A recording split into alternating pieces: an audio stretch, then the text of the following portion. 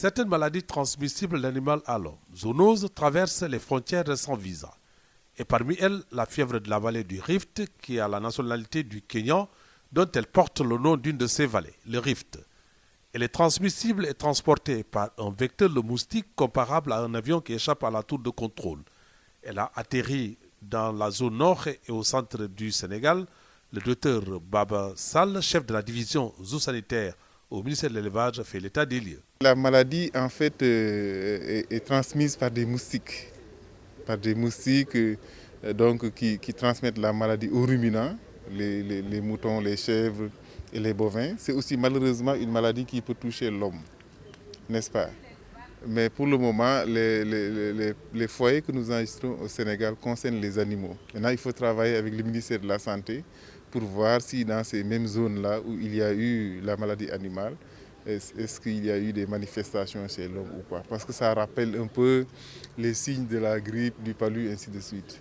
Pour prévenir cette maladie, il faut des vaccins au coût très élevé dont notre pays ne dispose pas pour le moment, dont il faut aller chercher en Afrique du Sud. C'est pourquoi le laboratoire vétérinaire de Anne, un laboratoire de référence mondiale, multiplie recherche et formation, mais aussi renforcement de moyens de lutte. Avoir un module sur les généralités relatives à la maladie, mais également aux vecteurs. Ensuite, il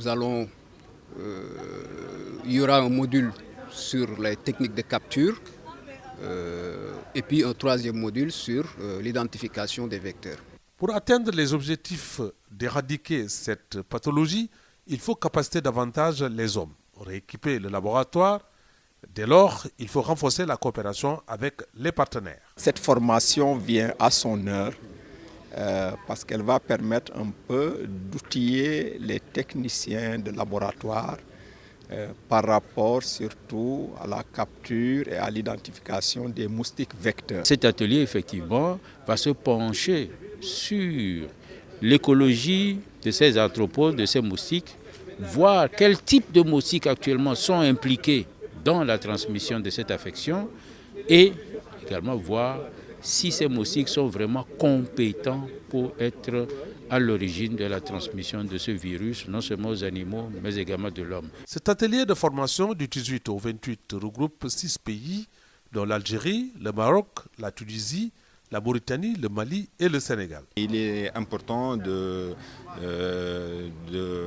d'augmenter nos performances de diagnostic de cette maladie qui est la fièvre de la vallée du Rift et se préparer à d'éventuelles apparitions de cette grave maladie. Après la partie théorique, les stagiaires se rendront au nord du pays pour la reconnaissance et la capture des moustiques vecteurs de la maladie.